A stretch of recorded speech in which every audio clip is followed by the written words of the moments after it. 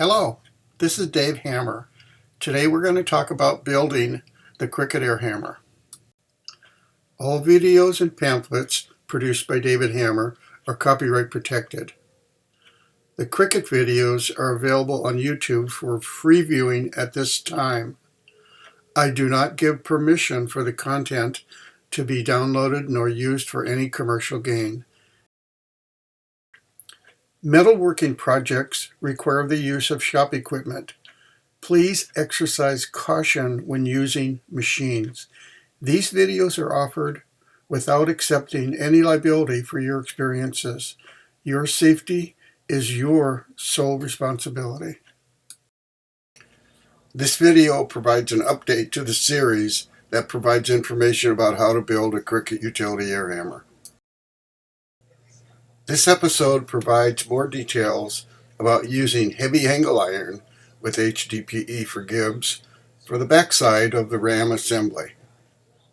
On the original Cricket ram guidance system, I had 1-inch bar on the backside of the ram guidance system, and I had milled in slots for brass gibs. This version, and I do recommend doing this instead, it's better, I have substituted those 1-inch bars, those two 1-inch bars, with one piece of 1/2-inch angle iron. The angle iron starts as 3x3 by 1/2, and you'll need to cut the size of the angle iron down so that the gibs just have a little bit of clearance when the tower is put in. These are all the pieces that make up the ram and the guidance system and the gibs and the retainers, and also the cylinder interface, which in the other video I think I called it a nose.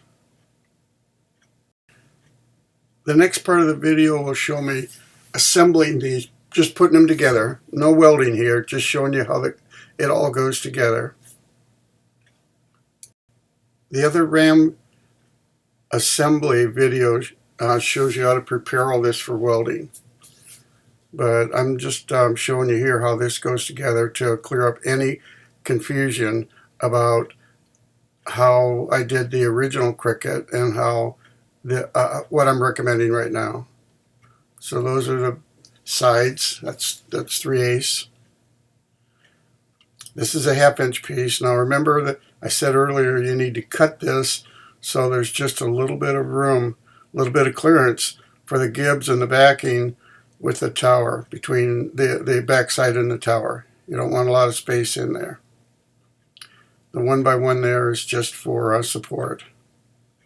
This is a gib backing.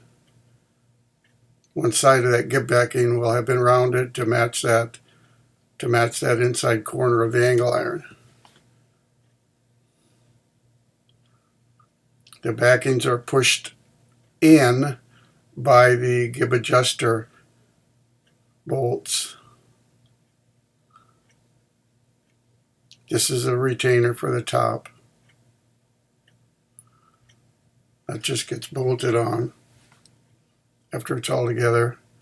This has to be welded on the bottom to hold the gibs from falling out the bottom. And this just shows an example of the tower being there. This little assembly provides the protrusions to drill a hole for the coupler to screw into.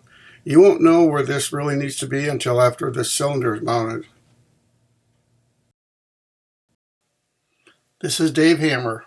Thanks for watching.